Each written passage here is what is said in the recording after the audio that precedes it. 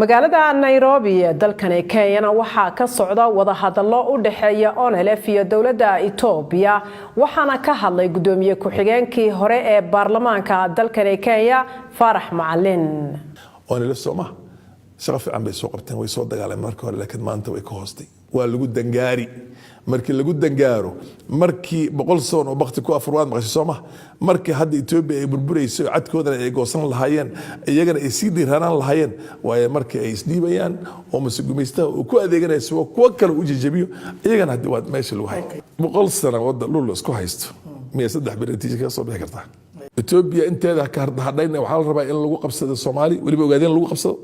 Soomaaliya iyada hadda waa lagu gumaystay oo lagu jijibiyo oo hadda aan ku sheegay ninka sargaalka oo shalayna ay nimanka galmudug soo dhiibeen daraadna intuu asaga meesha tagay 200 iyo xaarna oo Soomaali lagu laayay isagoo ciidan Soomaaliya wato oo Itoobiya ka socdo marka horta anaga in laga waanto laga aqliyo mooyee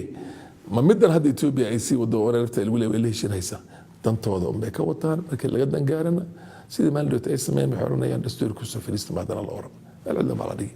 khayraadkii baa loo dan leeyahay shidaalkii baa wadankooda ka buuxa gaaskii baa ka buuxa dahabkii baa ka buuxa macdantii kale oo uraniumka la midka baa ka buuxa taa kaliya haday helaan waxa ka dhaadhacsan hatta qoomiyadahan farada badan oo 120 milyan inay iskaga maslixi karaan iskaga xallin karaan iyaga dad uma baahno xabashi Soomaali lama baahno dalka uma loo baahan yahay waxay ku dagaalamaan waa dalka dadkana in lagu shaqeysto camiil ay ka dhigtaan haddana camiilnimadii way ka gudbeen maxaa waxay xukumaan Puntland bay xukumaan oo Somaliland bay xukumaan oo waxay xukumaan galmudug bay xukumaan oo Jubbaland bay xukumaan oo camiilka ugu dambeeyay asagana hadda iyaga oo maxay ahayd ay ku shaqeystaan waxa la waxay doonaan way ka gaari karaan ninka walaalka meeshii wax madow leeyahay ayagu shaqeeya ninka loo shaqeeya ninka wadaadka shaqeeya